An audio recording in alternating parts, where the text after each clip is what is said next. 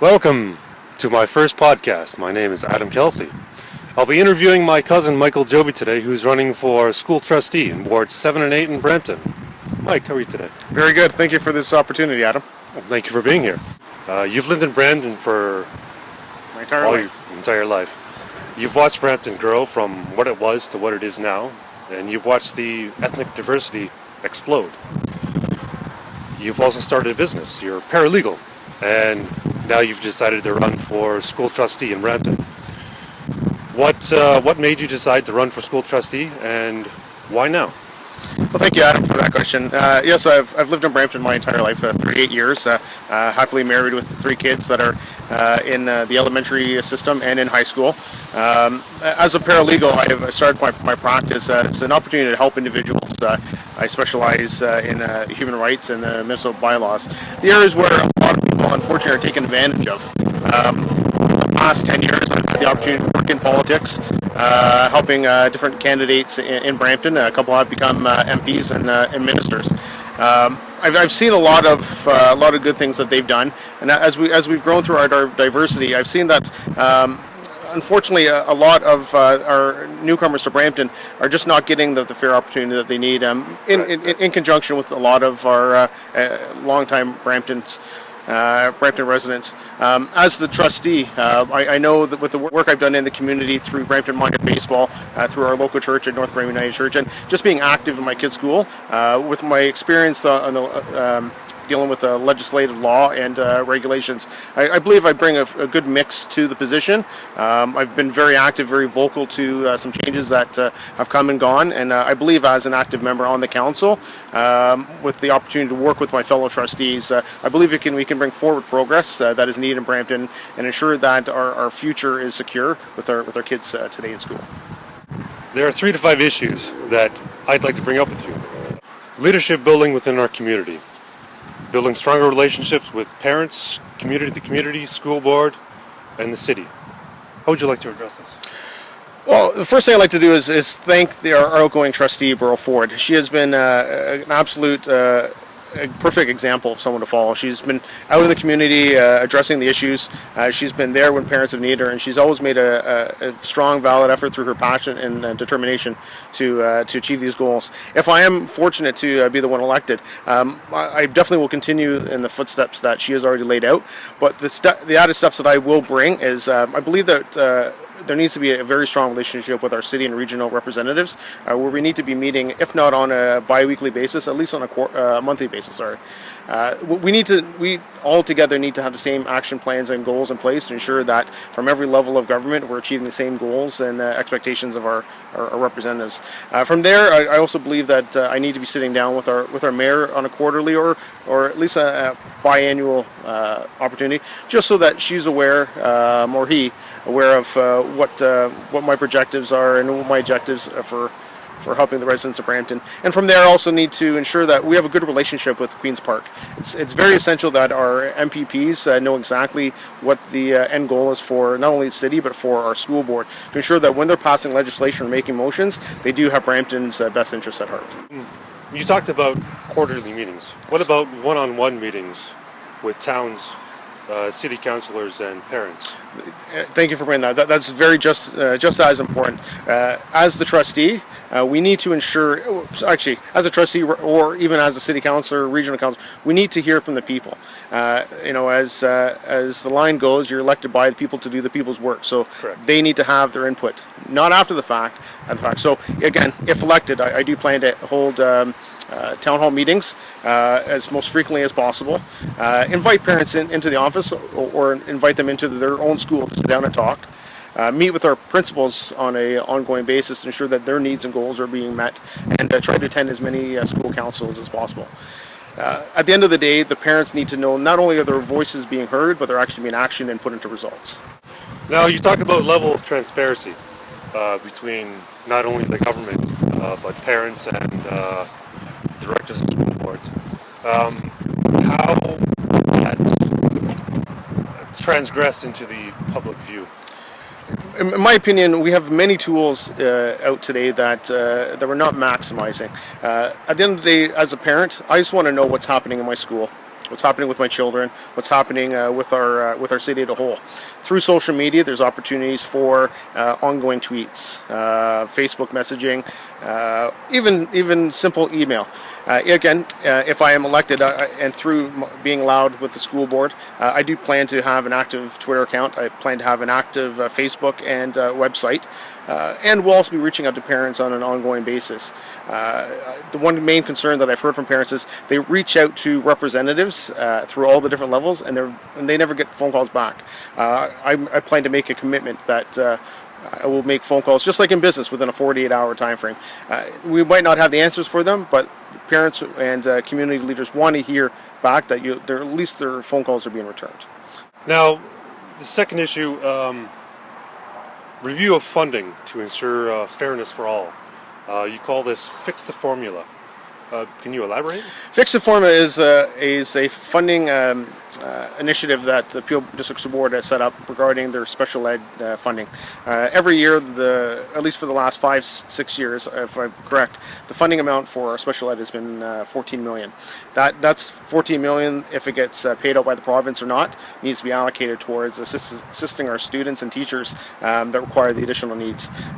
This past year, after they launched the Fix the Formula program, which I was very forthcoming in assisting with, reaching out to our local MPPs, our city councillors, we were able to increase that funding by $3.9 million, which is great, but it's still a $10.1 million shortfall. If elected, I plan to be very aggressive in my approach with talking to our representatives, staying in the forefront to ensure that the funding is provided. Because when that funding isn't provided there, it has to come from somewhere. And in most cases, that comes from our physical education and our arts program. Two of the programs that are very essential to our youth's long-term development, and two programs that actually entice students to come in and get interested and dedicated to their schooling. So this part is actually very close to my heart. Now, I'm going to go back a little bit. You're saying that you've increased the funding for the schools, Fix the Formula. You increased it by 3.9 million. So they're only getting 3.9 million instead of the 14? No. So let me correct that. The board has, through their initiatives and through a lot of volunteers reaching out to different representatives, have been able to talk to the board, talk to the province to increase it by 3.9. I'm not 100% sure on the amount that they currently receive, but in the big picture, it's about a $14 million shortfall. So now it's a $10.1 million shortfall. So there's still a lot of money that needs to be provided. When the funding doesn't come in, it means our independent education plans take a lot longer. The ability to identify our students that require the additional help becomes a lot longer and more red tape around it. And at the end of the day, they don't end up having enough funds to hire the teachers' assistants that are required to help these students. So I have to give my hats off to the Peel District School Board for their abilities to get the 3.9 that they have. I look forward to being part of that team as we strive to get the remaining 10.1. Great. Now, that financial shortfall also goes into kids learning things in school, like financial literacy. Yes. Having the knowledge to become responsible and make economical decisions for the future for themselves. Yeah. Do you think that the school boards teach kids the right fundamentals for the future now, or no? The systems that are in place in the school are very good, but they can be better. The one thing that I've heard from parents is that it's great that our children now know how to operate a computer, that they know how to start programs, but they don't know what 25 cents is. They don't know the value of what money is. And I've heard from parents saying, well, why would you want to introduce this at the elementary level? These are just our kids. Well, if we don't wait to teach our children how to read till they're 10 or 11, why would we wait to teach them the value of money and how money works in this world?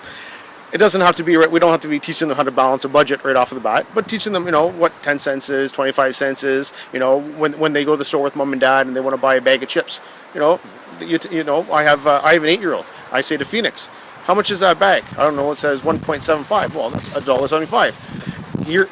Here's money. Figure out what it is. is that something that is going to help them right now? It might not. It might. But down the road, as we build on it and we teach them the value and the urgency and need for that, it's going to be better in the long run. Do you think that teaching a budget early on, as well as teaching kids what financial stability is early on, would benefit later on, so that they understand what it is earlier on, so that they can apply it to different things?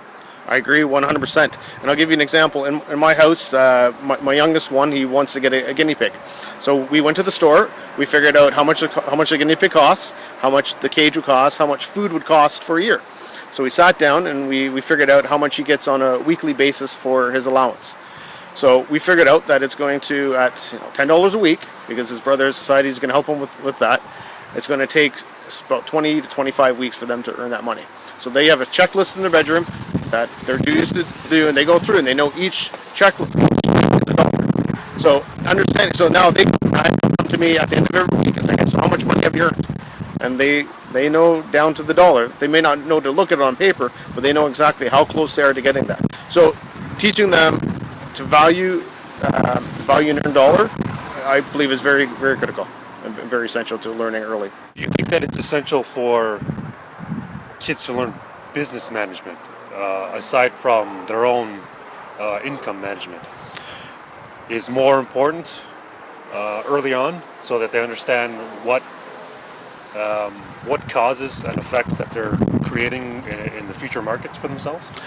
I do. I think that's something that can be personally weighted to maybe middle school, maybe your grade 7, 8. Only because we don't want to throw too much at them too early. They already have a lot to learn in the beginning. Even us as adults, when we're giving a lot to learn, it can be very overwhelming. We want to entice kids to be excited when they go to school, to have an opportunity to learn something new, see the successes from what they've learned, instead of having so much on their plate that they're not seeing those successes. So as we go through the process, we teach them the financial stability and literacy. From there, then we build on translate into to when you're working at your part-time job. How does that translate into the economy around us? I think it's very important that the stuff that is learned is brought home and talked to the parents about. Mom, Dad, we were at school today. We learned how to balance our allowance.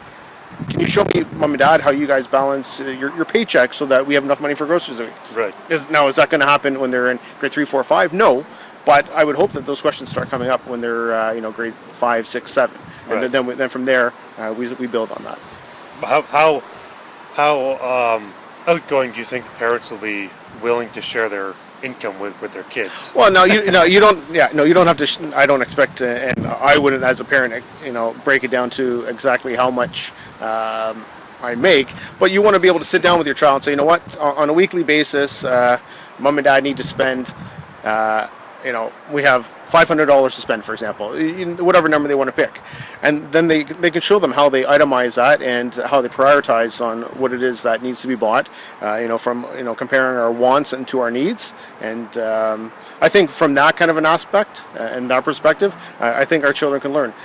All children have the tendency to learn from their parents, the good and the bad. So the more positives that we can show our own kids, not only reflect in their personal life, but they'll take it back to school and hopefully be a positive reflection onto their fellow students. And you think that the wants and the needs should also be defined in an economic income and outgoing source of financial stability within a household? I think it has to be. We all have wants, but at the end of the day, we have our needs that need to be addressed first. And when you learn how to separate them and see the value in getting the wants that you want, you actually learn to appreciate it. As long as we teach our kids how to prioritize and how to value the money that they do have, that will go a long way, I believe. Now, how does that transfer into the PDSB, the Public District School Board? As the trustees, we need to sit down and look at the budget. As much as people don't like to say, government is business. And not that our students are business, but we have obligations not only to our students, to our teachers, but to our community. So we need to be looking at how our budgets are being allocated to ensure that the programs that we're funding are actually achieving results. If there are programs that are not, then we need to determine, do we need to look at resourcing them so that they are going to achieve the ultimate goals that we're looking at, or should we take the funding that's being provided there and put it into programs that would more benefit the funding? So far, I from what I've seen, I do believe that our current trustees have done a very good job. Can it always be better from an outside perspective? Yes. And should I have the opportunity to get in there, there are a couple suggestions that I think that we need to address. But I'll hold judgment on that until I actually have the chance to sit around the table. Okay. The fourth thing I'd like to bring up with you is review of the curriculum. Yes. Mandatory physical education. Do you think that physical education has been overlooked in schools for the last, let's say, decade? I do. The day that physical education was removed as a mandatory program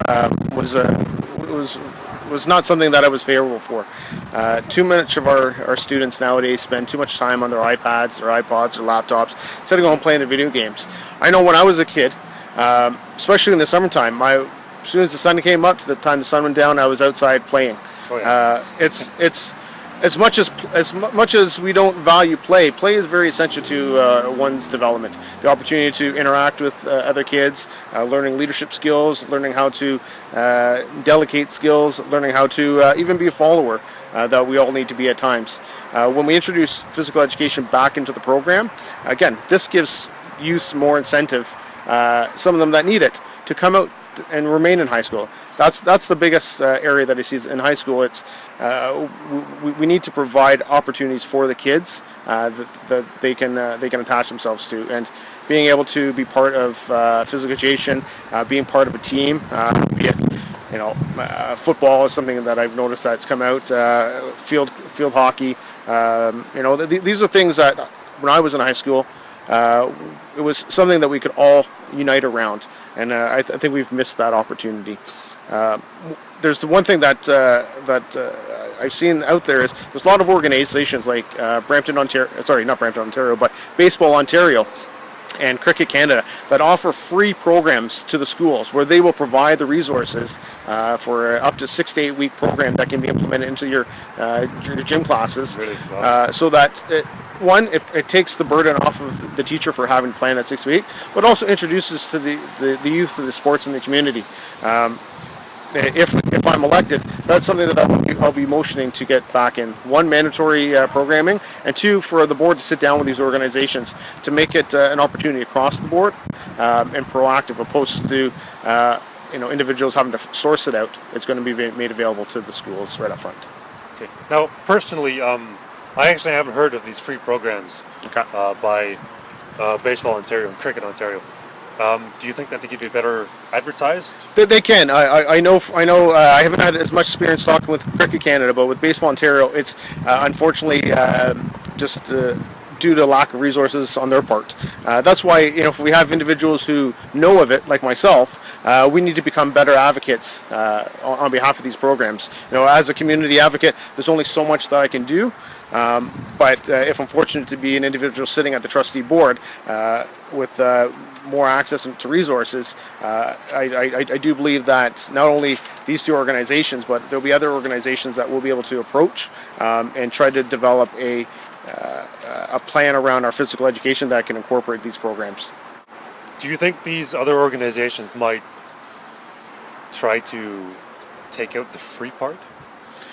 If they do, then that's a discussion that we have to have.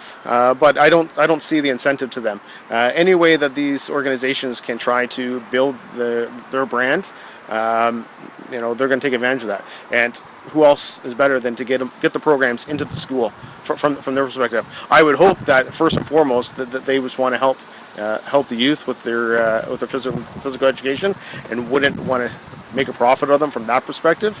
But you never know. But at the end of the day, I think as long as we as trustees, should be elected, sit down and have the discussion with these individuals and organizations, I do believe we can put a plan together.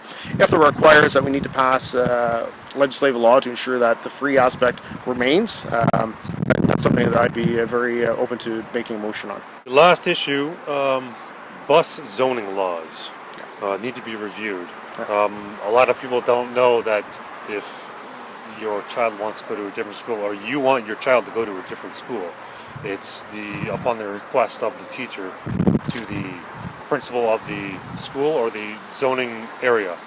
A lot of people don't know this. I don't know this. I don't have kids myself. Could you further elaborate on that? Yeah, there are opportunities for parents should they want their child to go to a particular school that they believe falls within their boundary. They need to make a request. I believe it's directly to the board. There's a formal request process, and through this request, they need to validate why they believe it is. Where the changes I believe that need to come is, I think there needs to be, for better lack of words, a reasonable clause in place where, for example, just because you live on one side of the road opposed to the other, you should be able to go to the closest high school within your jurisdiction. I'll give you an example where I live. I live on one side of Bramalea. On the other side, not a 5-minute walk, is Chinguacousy Secondary School. My daughter, because of where we live, she goes to North Park. North Park's a great school. I'm very happy with the results she's receiving there. But it'd be a lot easier, more inclined for her to go to Chinguacousy, as it'd be easier for her to come and go. My wife or myself wouldn't have to drive her. It would make it a lot easier. Why do school boards do this? And from their perspective, I can understand it. They need to be able to manage the numbers within the school. They need to ensure that the schools are being provided with the kids within the area have the first right to come to there. I just think we need to provide the opportunity to the parents, just educate them a little bit more on what opportunities are available to them. Now, just because you make a request, that doesn't mean your child is going to be moved, but by knowing that you have the ability to at least request it, that's what I think parents need to know. So it comes down to, overall, a lot of the programs just need to be educated to the parents about what exactly that we offer. The other thing with some of the busing rules that I find interesting is, and again, I go back to special needs. My kids themselves don't take buses, but in their policy, it explains that individuals with special needs that require busing may be eligible should they meet the criteria. Well, Only may? which I don't like that wording at all. You know, many of our parents and students that already have that are already dealing with their own special needs, they have a lot already on their plates. You know, ensuring that their child's safety getting to and from school shouldn't be one of them. So if I am elected, I will be putting forward a motion to strike that wording out of the policy, and further be clear language and understanding on what it is that a child with special needs parents can do to ensure that their child has accessible transportation to the school. The reason why I also put that in is a lot of the schools that with our children that have the higher level of special needs, it's not usually a school in their area. They usually have to be transported out of the jurisdiction, out of their ward. So if at the school board's choice to move them out of the ward, why are the parents now being left up to ensure that the transportation for the child to get to the school is in their hands? It's not happening for all the students, but it is happening for enough. I do hear it in the community. So I think we need to sit down and revisit how that language and the policy. There's ways to I think that needs to be done. So, special needs students aren't actually going to the schools that they're around. They're being bused to somewhere else. And a lot of the cases, they are going to the schools in their area, as long as that school has the funding and the setup to handle a special needs class, and that they have the proper teaching assistants available to us. If they don't, then they have to be moved to the closest school that's to them. Sometimes that closest school might not be around the corner. You may be looking a 5, 10, 15-minute drive. Really?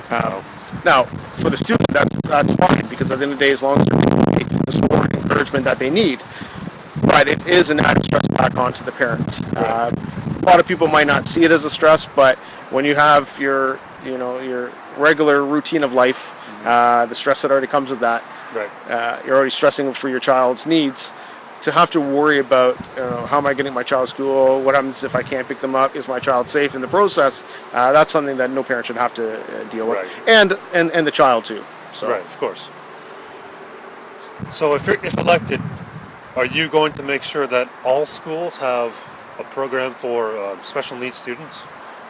if elected, I am going to sit down with the rest of the trustees and the governing board to ensure that we review the policies that pinpoint special needs in every school. See if there are opportunities to have at least one class allocated for special needs assistance. I do understand that not all schools can have that in their building. So then, if the schools can't, then we need to ensure that the opportunity for transportation and access to other schools within their area is available to them. Not may be available to them, is made available to them. Well, that's something I didn't know. Thank you. Do you think guidance counselors can do more for their students? Yes.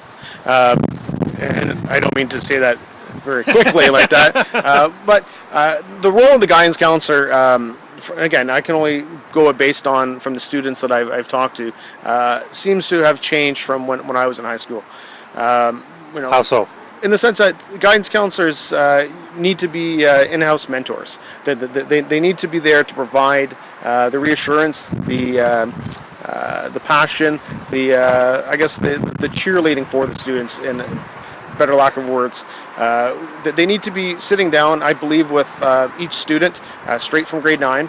If they're meeting on a bi-weekly basis, a monthly basis, just making sure that those students are getting the attention they need, they're getting the support in the class that they have, making sure that those students are on the right path, so when they do graduate in grade 12, they've achieved the goals that they want to achieve, that they need to achieve to ensure that they have a successful secondary education and are able to make an impact in our economy down the road.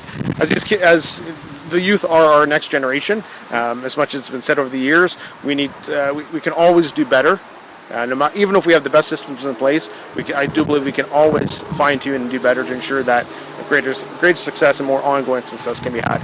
And as much as that comes from the teachers, if it has to be a 1A, then your guidance counselors are just as critical. Now, you said you have a daughter that's in high school. Yes. Do you see that process being conducted within that high school, or is it falling short of that? Her guidance counselor has been actually pretty good. My only downfall, I would say, and it's not even the guidance counselor, it's probably from the process, is that I believe there needs to be more communication with the parents. After X amount of encounters with the student, should you see that they're not getting the message that you're hoping to get across, there needs to be reaching out to the parents. I would like to have at this point had met with the guidance counselor at least once.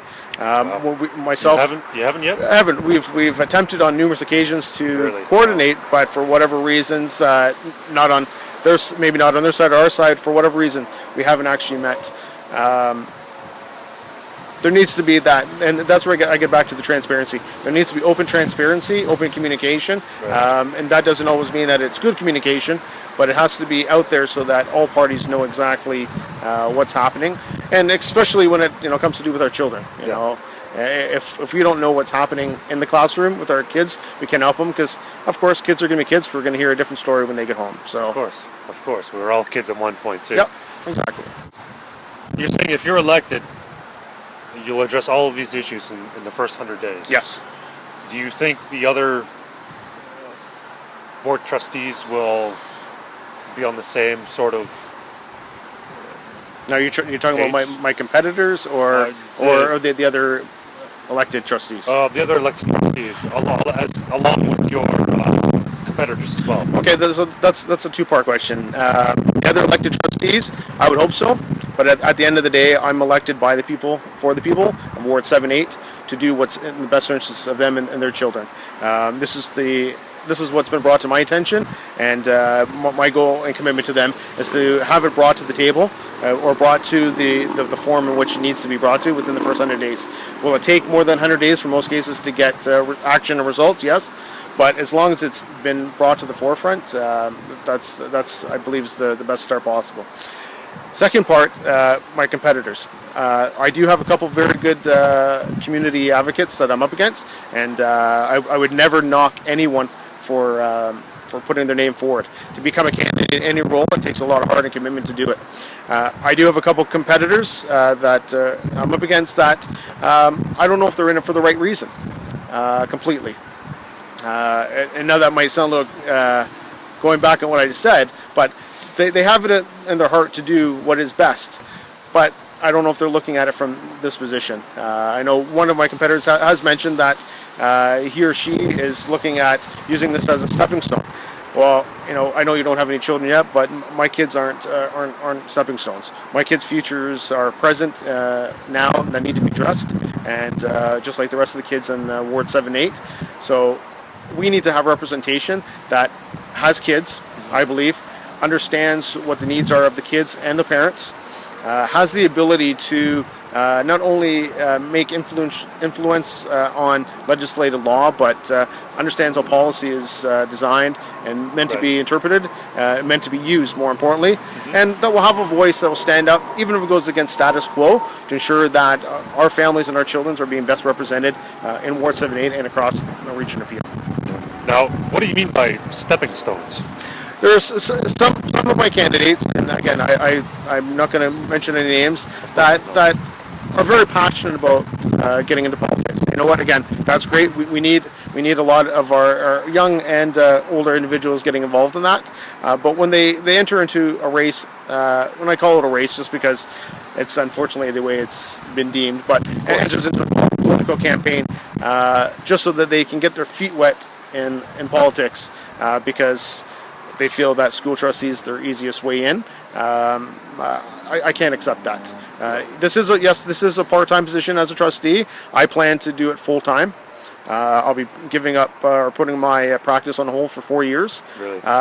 Because I need to make sure that our kids' futures are secure. I need to make sure that the successes at Borough Ford that I'll be again, not replacing, but taking over for, are continued and grown upon.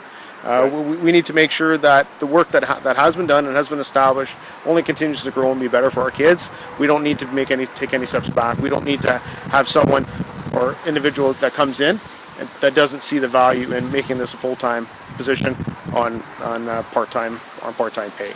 So, yes, we have good candidates going against me, but with my experience in the community, my political background, and my professional background, I believe I am the right choice right now for the right reasons. I'm not trying to contradict what you said, but do you see yourself in any kind of political future from the experience of getting this, if and when you do get elected to the school trustee, Ward 7 and 8, after all that's done, and you gain the experience from that, do you think you might take a step into politics to try and create a better future for trustees and being able to create a better avenue for policies and easier future for people to be able to not be afraid of the school system? You know what? I would be more than happy to follow in the footsteps of Borough Ford and spend 29 years as a school trustee, as long as we're achieving successes for our students and community. If the opportunity down the road became available to look at other opportunities, be it a city councillor, regional councillor, or you know what, big pipe dream mayor, I would never rule that out. But first and foremost is I want to be here as a Ward 7-8 school trustee, ensuring that our kids' futures are present and secure. And you know what? There's no timetable on that. If we can continue to grow and make successes together as a community, I'm in it for the long haul. Is that long haul 4 years? Is that long haul 30 years? Who knows? But as of right now, I'm committed to being the school trustee, should I be elected, and we'll give give wholeheartedly to helping our communities achieve the results through positive action, and my commitment to them. Great. Everything sounds good on my end. I want to thank Mike Jovi for doing this interview with me and giving his thoughts on how he plans to make Brampton better. Mike, thank you very much for showing up. Thank you very much, Adam. I appreciate the opportunity. I wish you all the best in your election in October 27th. And I know I'll be voting for you. Thank you very much. I appreciate that. This is Adam Kelsey again. Thank you very much. And I hope to see you guys again.